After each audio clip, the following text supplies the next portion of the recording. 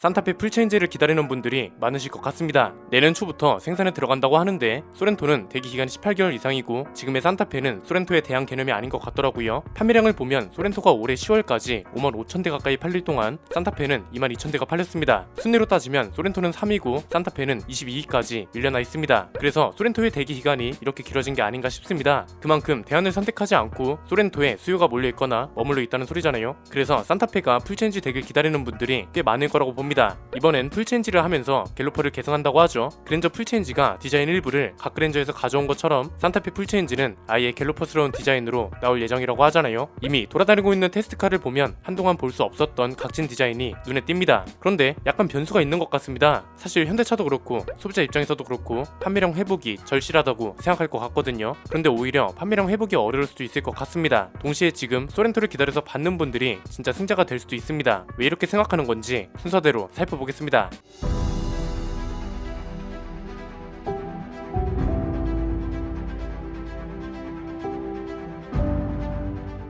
최근에 떠오르고 있는 주제가 산타페 풀체인지 가격입니다. 약간 그랜저가 쏘아올린 작은 공이라고 볼 수 있을 것 같은데 최근에 그랜저가 풀체인지 되면서 가격이 많이 올랐잖아요. 그랜저 가격하고 관련된 이야기는 최근에 내보내드렸던 가격표 분석이랑 전략 분석 영상을 참고해 주시면 됩니다. 이유가 어떻든 일단 가격이 많이 오른 건 팩트입니다. 많게는 1000만원 정도 차이가 나고요. K8하고 비교해도 이 정도 차이가 난다는 건 굉장히 큰 변화잖아요. 그런데 전략 분석 내용에서 뭐라고 말씀드렸나요? 그랜저가 가격 상한선을 높여둔 이상 소나타나 아반떼도 변화가 생길 가능성이 크다고 했죠. 소나타랑 아반떼보다 산타페 풀체인지부터 가격 변화가 클 수도 있겠더라고요. 가격 변화의 명분이 일단 너무 많습니다. 그랜저처럼 레트로 디자인을 개선한다고 하고 풀체인지 되는 거잖아요. 심지어 부품 수급이나 원자재 가격, 환율 이런 외부적인 요인들까지 있고요. 그래서 나오고 있는 게 산타페도 이제 5천만원대 시대가 오지 않을까 하는 우려입니다. 왜 이런 이야기가 나오기 시작한 건지, 그리고 산타페가 이렇게 나오면 곤란해지는 이유까지 크게 세 가지로 설명해 드리겠습니다. 일단 첫 번째는 최근에 그랜저가 가격을 올리면서 산타페도 가격이 많이 오를 거라는 전망인 거잖아요. 지금 자동차 업계에서도 신형 산타페 가격 상승폭이 그랜저랑 비슷할 거라고 보고 있다고 합니다. 그랜저가 기존 모델에 비해서는 적게는 300만원, 많게는 거의 1000만원 가까이 올랐거든요.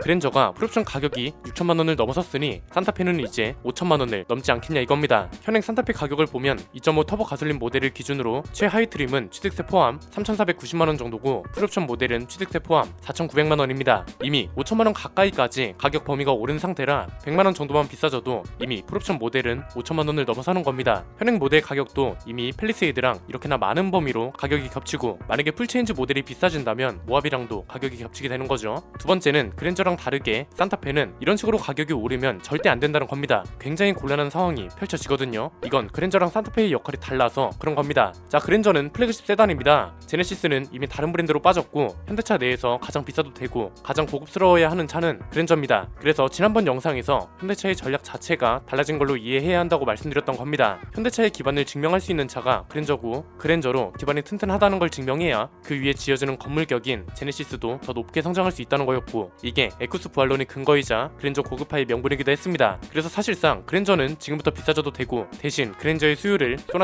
소나타의 수요를 아반떼가 다시 받아갈 수 있도록 해야 한다는 것도 중요했습니다. 동시에 그랜저의 가격 상승을 소비자들이 납득할 수 있도록 설득하는 건 온전히 현대차의 몫이라는 것도 중요했죠. 그러니까 결국 그랜저가 그 시절 각 그랜저나 에쿠스 수준으로 올라가고 소나타가 진정한 국민차 역할을 해야 한다는 건데 이건 브랜드 이미지를 완전 갈아엎는 수준으로 비용과 시간 그리고 노력이 필요하고 이번 그랜저가 그 시작을 알린 거라고 말씀드렸습니다. 이건 장기적으로 꼭 필요한 전략이고요. 이 전략에 대한 근거와 필요성은 지난번 영상을 봐주시면 됩니다. 오늘은 산타페니까 산타페를 중심으로 보겠습니다. 결론부터 말하자면 산타페는 절대로 비싸지면 안 되는 차입니다. 왜? 산타페는 플래그십 모델도 아니고 애초에 서민들을 위한 차로 나왔습니다. 고급이라는 단어와는 거리가 멀고 국민차라는 타이틀이 어울리는 차라는 거죠. 세단하고 매칭해보자면 팰리세이드는 그랜저랑 연결되고 산타페는 소나타, 호나는 아반떼 이렇게 연결됩니다. 그런데 갑자기 소나타급이 5천만원을 넘겨버리면 이게 무슨 경우인가요? 지난번 그랜저 고급화론에서도 말씀드렸죠. 소나타가 고급스럽게 바뀌면서 그랜저랑 차이를 줄이는 건 좋은데 5천만원을 넘어가는 건 안 된다고요. 이건 역할에 따라 전략을 가져가야죠. 그랜저는 플래그십 모델 그리고 현대차 내에서 가장 고급스러워야 하는 차라는 명분이 주어질 수 있는 차이기 때문에 괜찮습니다. 그런데 소나타는 그게 아니잖아요. 국민차라는 타이틀이 가장 어울리는 차라고요. 한국 자동차 시장의 특징 중 하나가 중형차 이상을 좋아하고 그랜저를 통해서 세단의 인기까지 증명됐습니다. 이런 특징들을 살려서 국민차 타이틀을 가져가야 한다는 건데 이런 차 가격이 5천만 원이 넘어버리면 어떡하나요? 산타페도 마찬가지입니다. 팰리세이드를 엄청나게 고급스럽게 만들어서 그랜저처럼 플래그십 모델로서의 역할을 강화하든지 아니면 아이오닉 7을 고급스럽게 만들어서 가격을 비싸게 받는다면 얘네도 그랜저처럼 플래그십 모델이라 괜찮다는 이해관계가 형성됩니다. 그런데 산타페는 지금의 소렌토처럼 국민차 타이틀을 가져가야 합니다. 고급차 타이틀을 가져가야 하는 차가 아닙니다.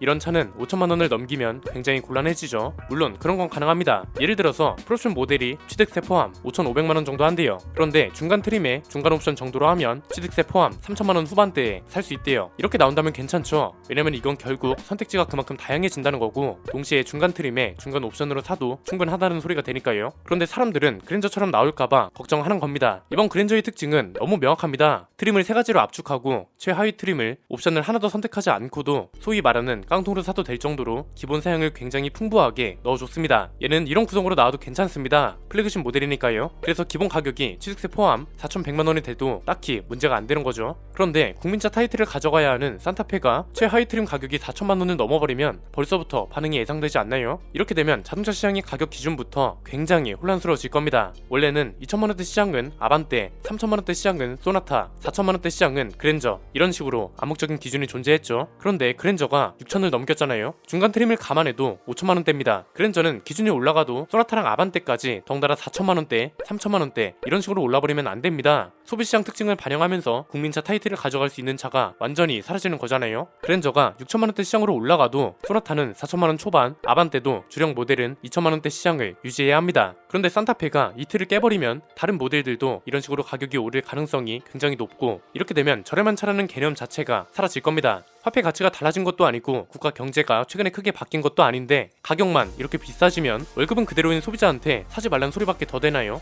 세 번째는 만약에 진짜 산타페 가격이 그랜저만큼 높은 폭으로 상승한다면 소렌토 차주들이 승자라고 봅니다. 소렌토를 이미 받은 분들도 그렇고 지금 대기 중인 분들도 그렇고 크게 걱정 안 해도 될 것 같습니다. 내년에 신형이 나온다고 하잖아요. 그런데 신형도 풀체인지가 아니라 페이스리프트입니다. 페이스리프트 정도면 그랜저만큼 가격을 올릴 수 있는 명분이 딱히 없습니다. 물론 이런 전망까지 깨고 기아가 이렇게 나올 수도 있죠. 풀체인지급 페이스리프트입니다. 이런 식으로 가격을 그랜저급으로 올릴 가능성도 없지 않습니다. 그런데 기아도 이렇게 나오기는 힘들 겁니다. 이렇게 되면 당장 계약 이탈자가 엄청나게 많아질 겁니다. 분명 그랜저처럼 전환 계약을 받을 겁니다. 기존 계약자들은 4천만 원 정도로 견적을 받아서 계약을 한 건데 갑자기 페이스리프트 됐다는 이유로 500만 원이나 올랐다면 선뜻 계약을 유지하기가 힘들죠. 그래서 이렇게 터무니없이 가격을 올릴 가능성은 낮다고 보고요. 이렇게 되면 산타페를 기다리던 분들한테는 굉장히 큰 변수가 생기는 거고 소렌토를 기다려서 받는 사람이 진짜 승자가 되는 거죠. 이번 산타페가 특히 예측이 힘든 것 같습니다. 왜냐면 그냥 요즘 스타일로 나오는 게 아니라 완전 레트로 형태로 나온다면서요. 이러니까 가격을 대체 어느 정도 범위를 책정할지 도저히 감이 안 잡히는 거죠. 가격이라는 게 굉장히 긴 시간을 가지고 책정되는 게 아닌 걸로 알고 있거든요. 만약에 산타페로 고급화 전략이라든지 5천만 원대 SUV 시대를 연다는 전략을 고심하고 계신다면 이건 과감히 버려줬으면 합니다. 차마다 역할이 있기 때문에 고환율 시장에서 최대 효율로 수익을 극대화해야 하는 차가 있고 박리담의 전략을 유지해야 하는 차가 분명 있잖아요. 차라리 그랜저 고급화론하고 비슷하게 SUV 라인업도 재정비하고 싶다면 차라리 팰리세이드를 고급화해버리는 게 더 낫고요.